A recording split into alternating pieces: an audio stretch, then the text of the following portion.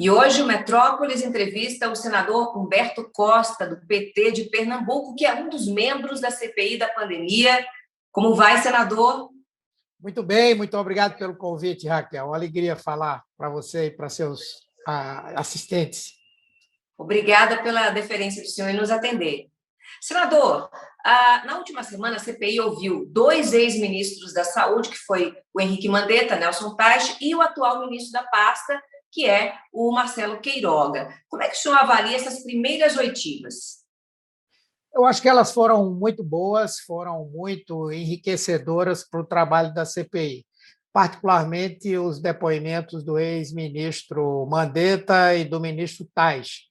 O Teich, porque ele reafirmou as pressões que sofreu para adotar tratamentos inadequados ao enfrentamento à Covid-19, também falou da interferência direta do presidente da República em ações da pasta, mas principalmente o ministro Luiz Henrique Mandetta, até porque ele passou mais tempo lá.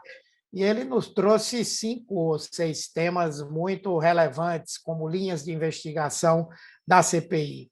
Em primeiro lugar, ele deixou claro que havia no Palácio do Planalto uma espécie de assessoramento paralelo ao trabalho do Ministério da Saúde. E parece que esse assessoramento paralelo prevalecia para o presidente sobre o trabalho do Ministério da Saúde. Segundo, ele mostrou concordância com a tese que nós estamos defendendo de que o presidente da República e seu governo deliberadamente tomaram a decisão de permitir que a doença se alastrasse, contagiasse o maior número possível de pessoas, para que assim se obtivesse a chamada imunidade natural, ou coletiva, ou de rebanho, como outros chamam. Não é? Também trouxe à tona a atuação dos filhos do presidente. Um que funcionava participando de reuniões e eventos com pessoas da área da saúde que não tinham ligação com o Ministério, e é preciso saber se ele, de alguma maneira, influenciava essas decisões. E o outro filho, pelo fato de que, como presidente da Comissão de Relações Exteriores da Câmara, em vez de contribuir para um bom relacionamento entre Brasil e outros países dos quais nós dependemos em termos de insumos para a área da saúde, ele o tempo inteiro atrapalhou esse tipo de relacionamento. Trouxe também o assunto da comunicação, já que ele foi impedido de desenvolver campanhas de divulgação, de esclarecimento à população. Chegou, inclusive, a elaborar uma que foi desestimulada pelo secretário de Comunicação, que disse que faria uma outra gratuita, utilizando artistas, enfim.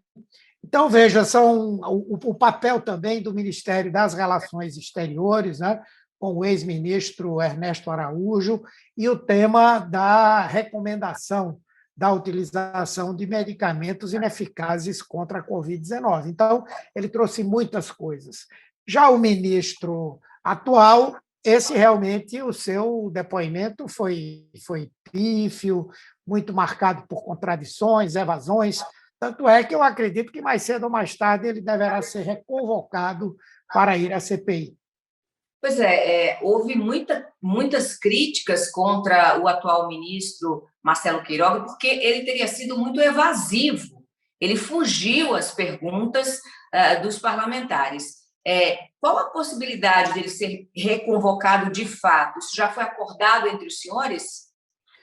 Não, mas pelo que eu tenho consultado informalmente em relação aos senadores da CPI, há sim um sentimento de que talvez seja necessária essa convocação, essa segunda ida. Aliás, eu acho que mesmo em condições normais, que ele tivesse explicado tudo que nós gostaríamos de saber, ainda assim seria importante o retorno dele. Por quê? Acho que a CPI ela cumpre um papel em investigar o passado, estabelecer as responsabilidades, mas ela é um instrumento de fiscalização do legislativo sobre o executivo. Infelizmente, esse é um governo que só atua quando ele é pressionado. Como nós não temos nenhuma previsão de quando essa pandemia vai acabar, a CPI pode também incidir sobre as questões atuais para forçar o governo a fazer aquilo que é a sua responsabilidade e ele não faz. Então, por exemplo, como é que está se agindo para obter mais vacinas? Como é que nós vamos ter a garantia de que não vão faltar mais medicamentos do chamado kit intubação? Como é que nós vamos enfrentar, em termos de medidas não farmacológicas, medidas de prevenção, caso o quadro atual se torne pior ainda? Então, essas coisas dizem respeito ao momento e acho que a CPI pode ajudar. Ainda com respeito ao depoimento, à oitiva do ministro da Saúde, Marcelo Queiroga, o relator da CPI, Renan Calheiros, precisou fazer pelo menos 10 perguntas sobre o uso da cloroquina, perguntas das quais o Marcelo Queiroga desviou, não respondeu. Ao se calar diante dessas perguntas, o atual ministro da Saúde, ele quer se poupar ou poupar o presidente da República? Eu diria que as duas coisas, né? Quer poupar o presidente da República, que foi o grande divulgador desse tratamento miraculoso, né, da cloroquina, que, na minha visão, faz parte da estratégia geral da busca da imunidade de rebanho. Por quê? Quando eu digo que há um medicamento milagroso, esse medicamento é barato, esse medicamento está ao nosso alcance e as pessoas podem utilizá-lo para prevenir o contágio pela doença, muita gente comprou, muita gente ganhou dinheiro também, e quem comprou achou que estava protegido para ir para o meio da rua e não pegar a doença. Então, isso ampliou o contágio, né? Na verdade, criou uma falsa segurança para as pessoas que fizeram uso dessa medicação.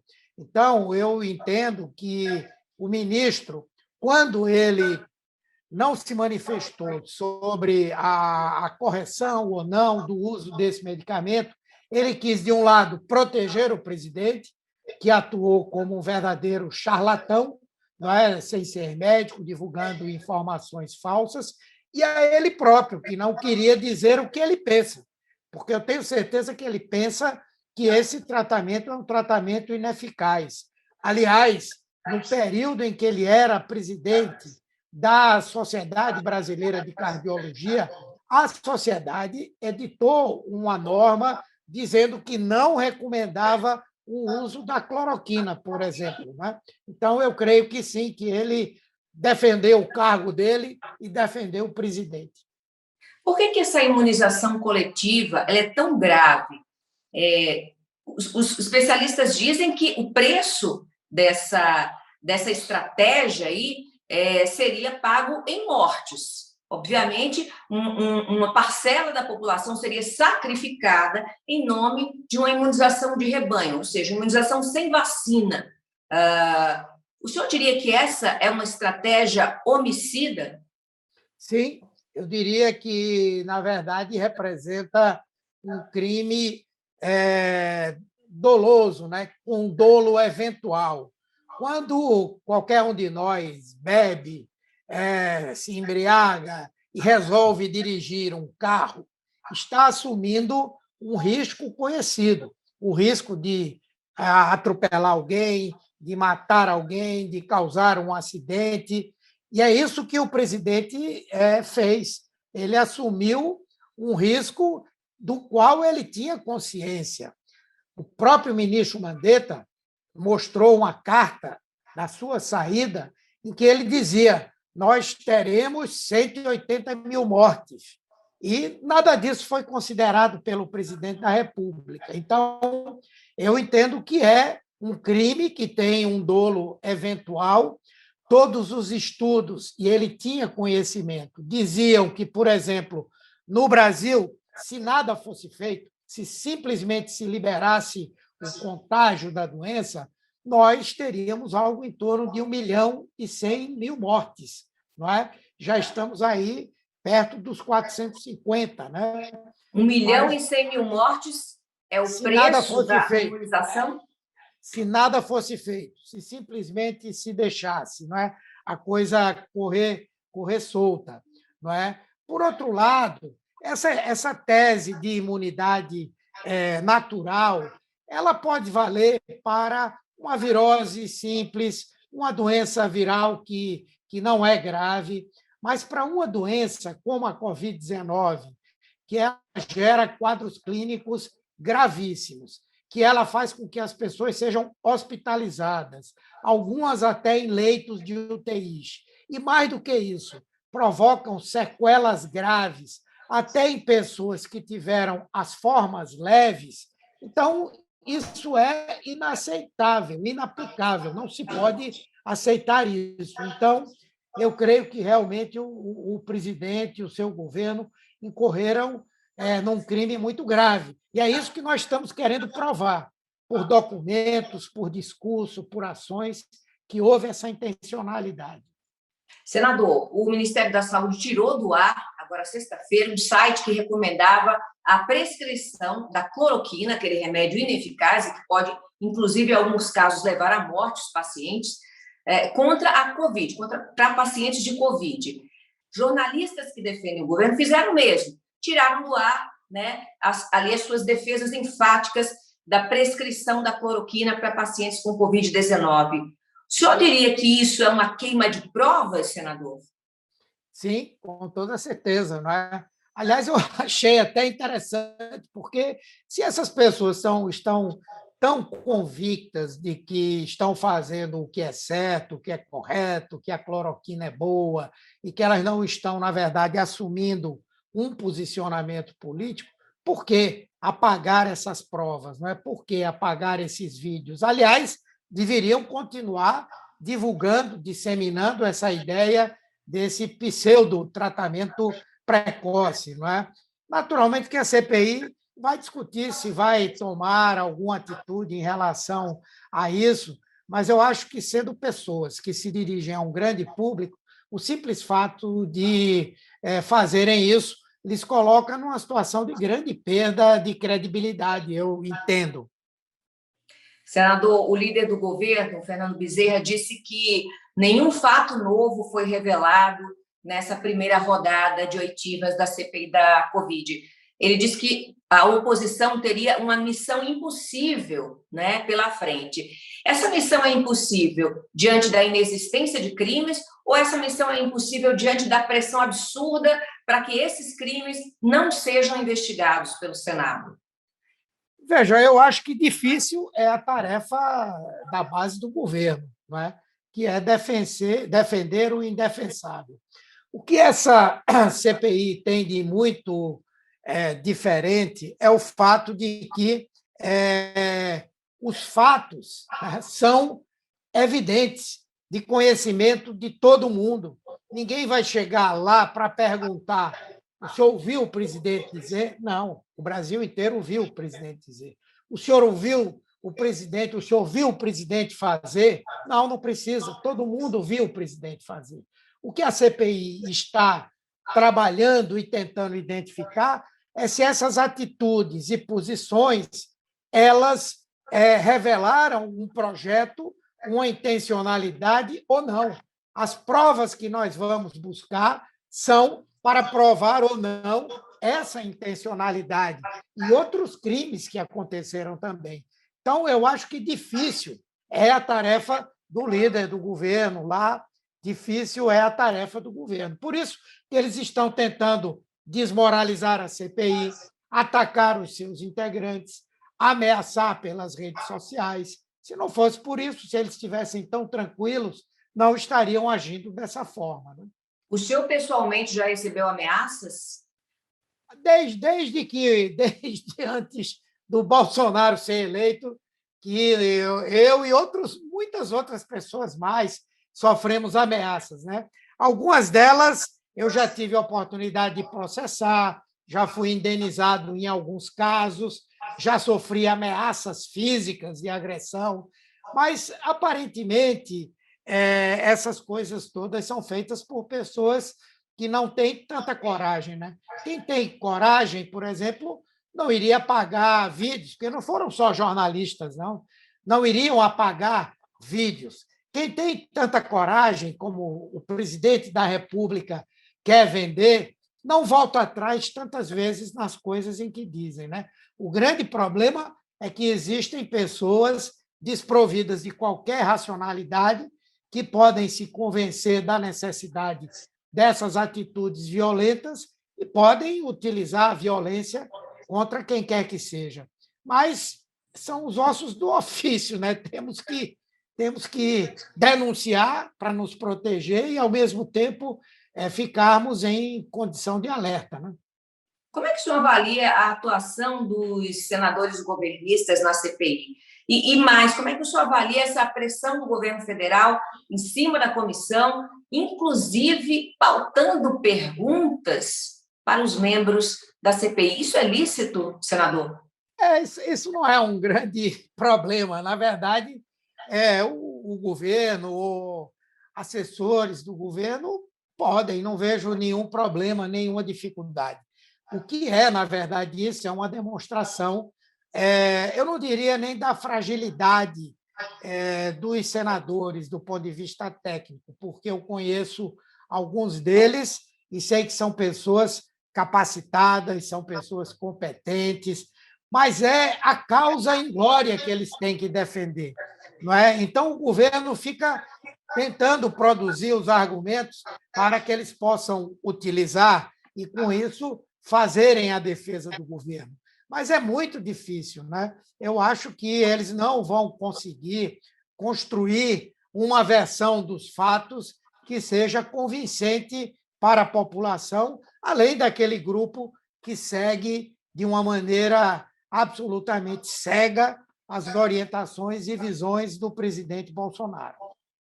O senhor disse aqui, já aqui nessa entrevista, que um dos focos da CPI será a atuação desse grupo de aconselhamento paralelo, do qual faziam parte filhos do presidente, inclusive o vereador Carlos Bolsonaro, que deveria trabalhar no Rio de Janeiro, né? na Câmara de Vereadores do Rio de Janeiro, mas parece que ele tem uma sala permanente no Palácio do Planalto, onde ele despacharia aí.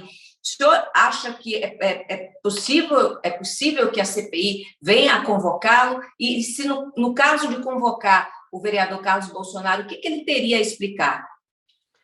Olha, se ele vier a ser convocado, ele vai ter que explicar, em primeiro lugar, não é porque disseminou tantas informações falsas sobre a pandemia, minimizando a gravidade do problema, porque é que ele, que se diz que era tão influente na política de comunicação do governo, não implementou, não orientou nenhuma campanha que ajudasse a população brasileira a se esclarecer sobre essa epidemia da Covid-19, se ele tem alguma coisa a ver com a tentativa de uma campanha que chegou a ser veiculada durante um dia e que se chamava O Brasil Não Pode Parar, onde sabotava aquelas medidas de isolamento social tão relevantes naquele momento. Não é? Então, são coisas assim que, se ele for chamado, nós vamos inquiri-lo, nós vamos perguntar. O especialista em logística, o general Pazuello, né, que foi ministro da Saúde, faltou à sessão da CPI, alegando que tinha tido contato com uma pessoa contaminada pela Covid e, muito embora não tenha apresentado, né, um teste, um simples teste de Covid, um PCR, por exemplo, ele acabou faltando a essa sessão da CPI. O senhor acha que esse adiamento pedido pelo general Pazuello foi um tiro no pé? Eu acho que foi um tiro no pé, porque ele já vem para a CPI, não é, com uma certa prevenção dos seus integrantes, né? Acho também que foi um tiro no pé, porque ele vai chegar para depor no momento em que nós já ouvimos os ministros que o antecederam e que se mostraram completamente discordantes das políticas que ele aplicou, e também já ouvimos o seu sucessor, que fez questão lá na CPI de dizer que estava mudando tudo que vinha sendo praticado até então, não é? E provavelmente também o testemunho do ex-secretário de Comunicação, Fábio Weingarten, que deve ser na próxima quarta-feira, também deverá ser ruim para o ex-ministro Eduardo Pazuello. Então, eu acho que ele vai num momento em que muitas críticas contra ele foram feitas e que serão, sem dúvida, exploradas, perguntadas, não é? De modo que não será um trabalho fácil para ele, como testemunha, dizer o que ele acha que aconteceu. Quando ele era ministro e estava se recuperando de um episódio de Covid, ele mesmo pegou a doença, Pazuello disse, ao lado de Bolsonaro, numa live, acredito, que Bolsonaro mandava e ele obedecia. Se for acuado diante de uma CPI, de uma investigação parlamentar séria, como é a CPI da Covid, de responsabilização, inclusive, o senhor acha que o general entrega o capitão ou ele se sacrifica pelo capitão? Eu não sei. As informações de bastidores que nós temos é de que ele estaria muito inquieto, muito preocupado, muito ansioso. Teria chegado, inclusive, a fazer um treinamento de mídia para participar da CPI, e no próprio treinamento ele já teria se irritado, enfim. Então, não deve ser muito fácil para ele imaginar que vai enfrentar pessoas que são, digamos, experientes, né? E que saberão, tendo um objetivo claro, explorar determinadas coisas para o esclarecimento dos fatos, né? Então, eu acredito que ele vem para a CPI bastante pressionado, não é? E aí, como ele vai se portar, eu não sei. A impressão que me dá é que, de certa forma, ele foi um pouco abandonado. Não é? Se a entrevista do secretário Fábio Weingarten foi feita em comum acordo com Bolsonaro, eu acredito que foi, porque essa entrevista é uma terceirização de responsabilidade e a concentração de toda a culpa sobre o ex-ministro Pazuello, não é? Se isso efetivamente aconteceu e ele tem consciência, pode ser que ele venha a revelar alguma coisa mais importante, né? Isso é o que nós queremos e esperamos. A CPI da Covid pretende ouvir, por exemplo, a médica Ludmila Abraão. Os senadores não gostariam de saber por que exatamente a médica que se reuniu durante 2 dias com o presidente Bolsonaro acabou recusando esse convite para assumir a pasta da saúde no lugar de Pazuello. Por que ela teria recusado esse convite se as negociações com o presidente já estavam encaminhadas? Sim. É importante saber disso? Com certeza. Eu tenho a impressão que já há convite para levá-la à CPI, né, para que ela possa fazer um depoimento. Naturalmente, e nós vamos discutir se isso virá da forma de uma convocação ou de um convite, não é? Mas certamente ela irá. E eu acho que ela pode cumprir um papel importante, porque certamente nesse diálogo em que tivemos como resultado a recusa dela ou a desistência do presidente em convidá-la, esse argumento deve ser rico em fatos que vão nos mostrar qual o verdadeiro pensamento do presidente da República sobre a maneira de enfrentar a pandemia. E, quem sabe, aí confirmar essa nossa tese, né, que não é nossa, é de pesquisadores da Universidade de São Paulo, de que o governo intencionalmente estimulou o contágio massivo. Na próxima semana, a CPI deve ouvir o presidente da Anvisa, executivos da Pfizer e também da empresa que representa a Sputnik V no Brasil. O que o senhor espera dessas oitivas?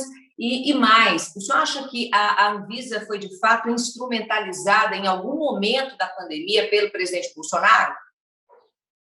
Eu não acredito que tivesse sido instrumentalizada, mas que ele tentou, isso aí eu não tenho dúvida.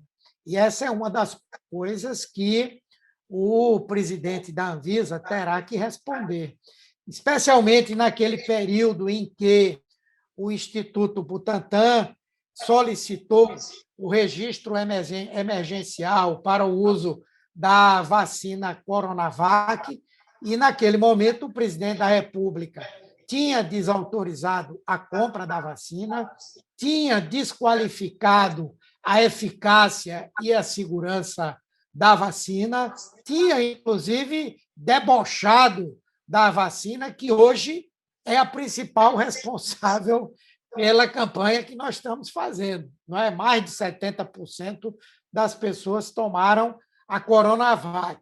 Então, isso ele vai ter que responder. Vai ter que responder também porque ele mudou. Não é? Acho que você se lembra que ele andou passeando com o Bolsonaro por aí, sem máscara e tal, e agora, como presidente da Anvisa, ele vive mascarado e, ao mesmo tempo, dizendo que é importante. Então, ele vai ter que explicar se ele mudou de ideia. Na medida que o presidente da República não mudou de ideia, o presidente está certo ou está errado. Vamos precisar saber disso da parte dele. Né? Também está prevista a oitiva do ex-ministro das Relações Exteriores, que é o Ernesto Araújo. Que assuntos os senhores pretendem abordar com ele? Esse eu acho que vai precisar, talvez, até de mais de uma audiência, né? Porque foi, talvez, o principal maestro de toda essa baboseira que foi criada pelo governo no enfrentamento à pandemia. Nós vamos querer saber dele os problemas que ele criou no relacionamento com a China, que nos dificultou o acesso a respiradores, a máscaras, a equipamentos de proteção individual para profissionais de saúde, a testes para aplicarmos na população e agora, recentemente, a vacinação. Segundo, temos que investigar se ele realmente tomou como positiva a decisão do Departamento de Saúde do governo americano, que sugeriu ao Brasil que não comprasse a vacina Sputnik, que era chamada pelos americanos de a maligna. Não é? Queremos saber por que é que o Brasil tinha direito de adquirir um terço de doses para atender a um terço da população brasileira e somente pediu 10% ao consórcio COVAX Facility. Tudo indica que foi para bajular o presidente Trump, né, que o tempo inteiro tentou desmoralizar a Organização Mundial da Saúde. Queremos saber por que é que o Brasil mudou a sua posição, que sempre foi a favor de uma flexibilização da aplicação do uso de patentes quando se tratasse de emergência em saúde pública, e mudou sua posição em relação a isso. Então, são muitas coisas também que nós vamos cobrar do ex-ministro Ernesto Araújo. O relator da CPI, o senador Renan Calheiros, disse que, se a CPI provar, se a comissão provar, Bolsonaro será, sim, responsabilizado.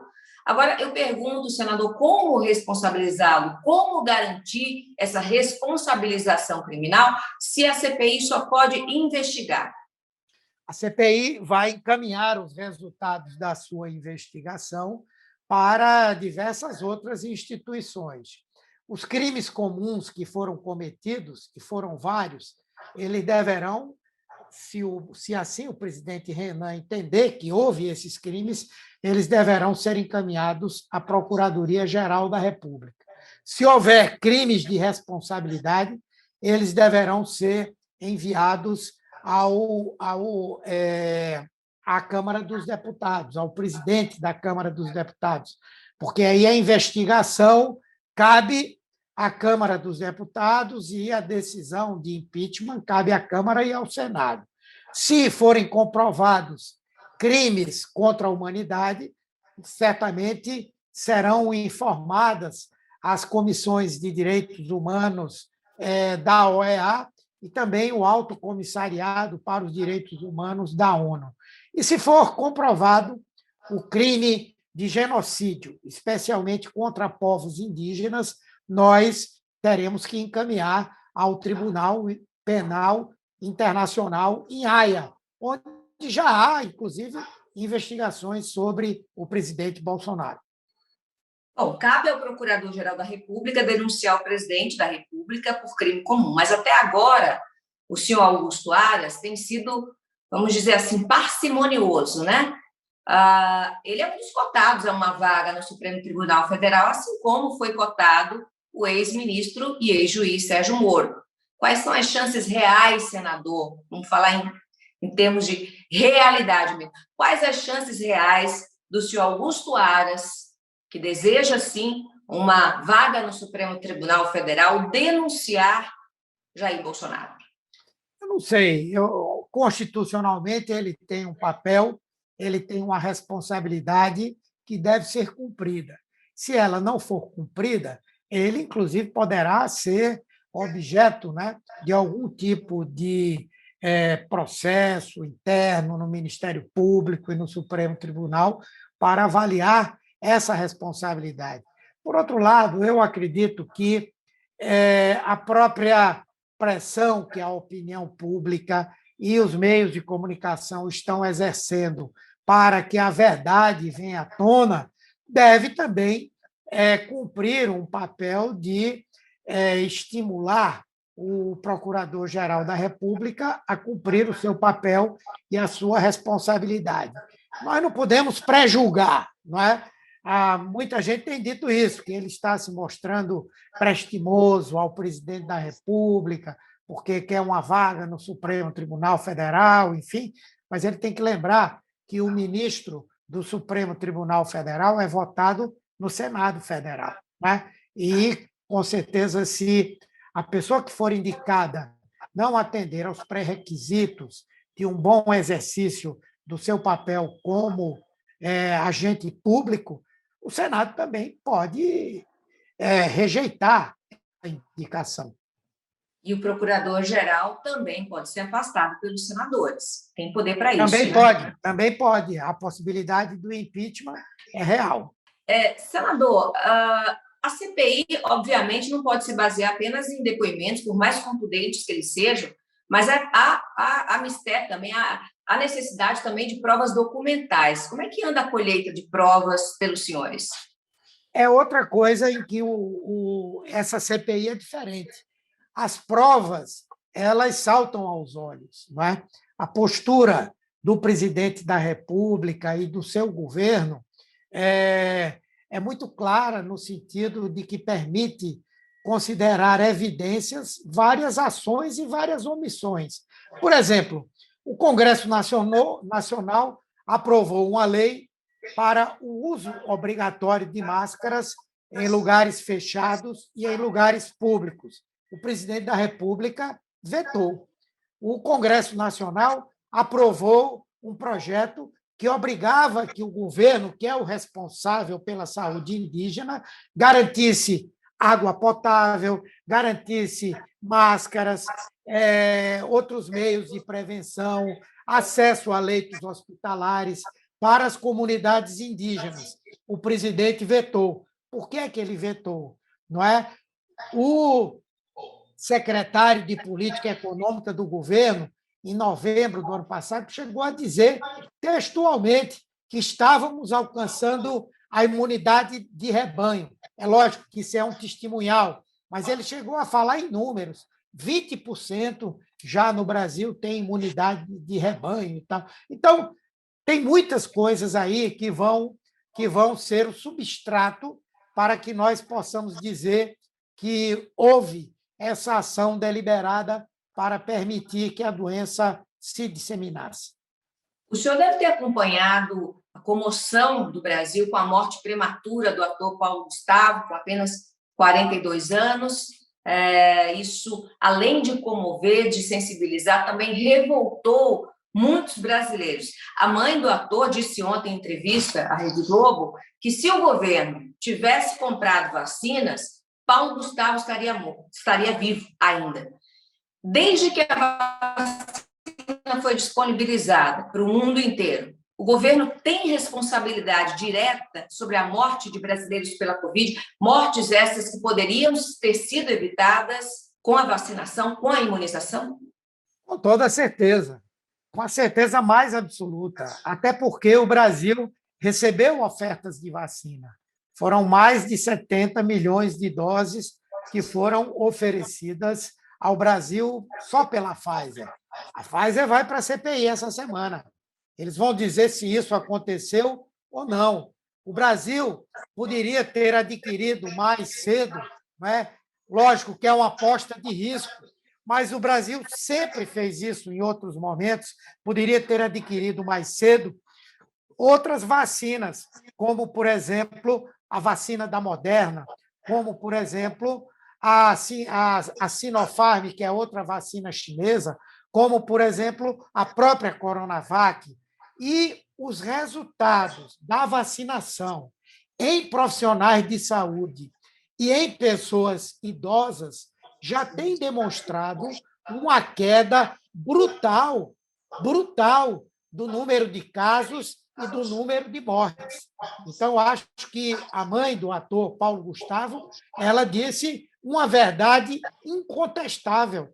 E nós vamos levar essas pessoas do mundo acadêmico, esses cientistas, para que eles nos falem sobre isso. Então, com certeza, se nós tivéssemos feito como os americanos estão vacinando pessoas com 15 anos de idade, 16 anos de idade, estão dando vacina para turista que vai para Nova York, e nós aqui, todo mundo dentro de casa, todo mundo que pode, né? Que pode. Quem não pode tem que ir para o meio da rua se expor e correr riscos, né? Então, é isso. Tudo isso nós vamos trabalhar lá na CPI, ok? Muita gente esperava, senador, que com o andamento da CPI, com a abertura da CPI, com o desenvolvimento dos trabalhos da CPI, o presidente da República adotasse uma postura mais cuidadosa, mais comedida, menos negacionista, mas parece que não foi isso que aconteceu. A gente viu recentemente ataques à China, né, que é a fornecedora do IFA, que é o ingrediente para a fabricação das vacinas, e também muitas críticas, novamente, ao uso de máscaras. O que se pode esperar na sua avaliação do Palácio Planalto nos próximos dias? Eu acho que não pode esperar nada, a não ser o que ele está fazendo. Pressão, tentativa de desmoralização da CPI. Eu acho que ele está muito acuado politicamente, e isso faz com que ele tome uma atitude desafiadora, né? No dia de ontem, ele comandou um passeio de motocicletas, não é? Todas as pessoas sem máscaras, uma coisa completamente inoportuna, no momento que 415 mil famílias estão lamentando os seus mortos, algumas famílias foram destroçadas, o pai, a mãe, filho foram mortos, a quantidade de órfãos da Covid-19 a cada dia cresce mais, e o presidente da República assume uma atitude debochada. O que é que nós vamos poder esperar desse cidadão? Eu acho que não há muito o que esperar, não. Nós temos que tentar pressioná-lo para que ele assuma uma postura, uma posição, inclusive de acordo com a compostura que o cargo de presidente da República exige. Bolsonaro sempre se orgulhou, senador, do seu chamado passado limpo, né? Disse que não faria toma lá da cá com o Congresso, no seu governo, que não trocaria cargos por votos, sempre desafiou os opositores a chamá-lo de corrupto, mas ontem o jornal O Estadão revelou um orçamento bilionário, 3 bilhões de reais, usado para favorecer amigos do governo, parlamentares amigos do governo. Qual é a gravidade desse esquema que já está sendo chamado aí de mensalão do Bolsonaro? E, na verdade, o que Bolsonaro está fazendo é aquilo que ele acusou todos os outros de fazerem, não é? Para poder ter apoio, ter respaldo no Congresso, se utilizar da indicação de cargos para parlamentares e também das emendas parlamentares, né? É importante que se possa de fato, identificar quem foi e quem não foi beneficiado, por qual razão foi beneficiado, se há algum condicionante. Em verdade, não há uma proibição de que o governo possa conceder a possibilidade de os parlamentares terem emendas adicionais àquelas que são as emendas imperativas. O importante é saber por que é que isso aconteceu e se, do ponto de vista da condução da política econômica, isso é certo ou é errado. O presidente disse que sem voto impresso não haverá eleição. Isso é um prenúncio de golpe, na sua opinião, senador? É um desejo, não é? É um desejo. Não sei se ele terá força para adotar uma posição como essa, não é? Mas eu não creio que haja respaldo na sociedade. Na sociedade, com certeza, não há. E, pelo que nós temos ouvido, dentro das Forças Armadas, há uma divisão cada vez maior entre aqueles que apoiam o bolsonarismo e outros que o rejeitam.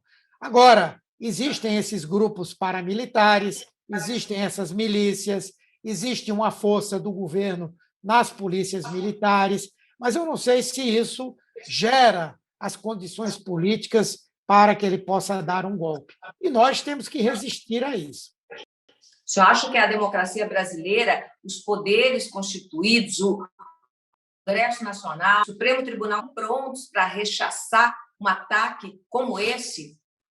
Eu acho que até agora tem estado. O Supremo tem assumido uma posição muito firme, muito forte na defesa do Estado democrático de direito. O Congresso Nacional também tem atuado dessa maneira, e eu creio que a sociedade também.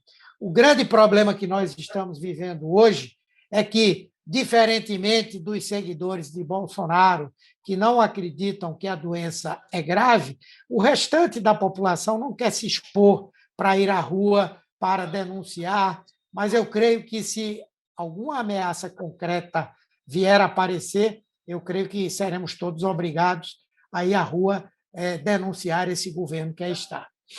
O senhor foi ministro da Saúde no governo PT. Qual, na sua opinião, diante da sua experiência como ministro da Saúde, qual foi o pior erro cometido pela gestão Bolsonaro na condução da pandemia? O difícil é encontrar um acerto, mas eu diria que três coisas são importantes. Uma é o fato de ele se contrapor permanentemente às políticas de isolamento social. Se nós tivéssemos feito 2 processos de isolamento social bem feitos, sérios, por um prazo que não seja nem tão longo, mas que fosse muito rígido, nós não estaríamos vivenciando hoje essa tragédia de mais de 415 mil mortos. Segundo, atuar com a testagem.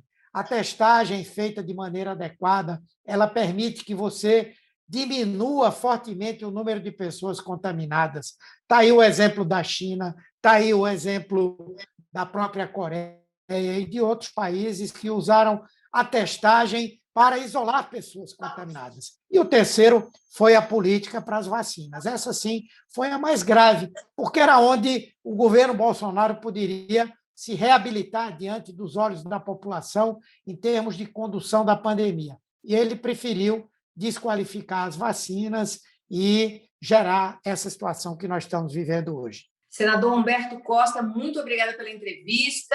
Boa sorte na condução dos trabalhos na CPI da Covid. Essa CPI acompanhada pelo Brasil inteiro, uma das mais importantes, se não a mais importante da história do Parlamento brasileiro. Muito obrigada. Eu que agradeço. Um grande abraço para você, para todos que acompanham o Vídeo Metrópolis. Um abraço. E o Metrópolis Entrevista fica por aqui. Eu vejo vocês numa próxima oportunidade. Tchau!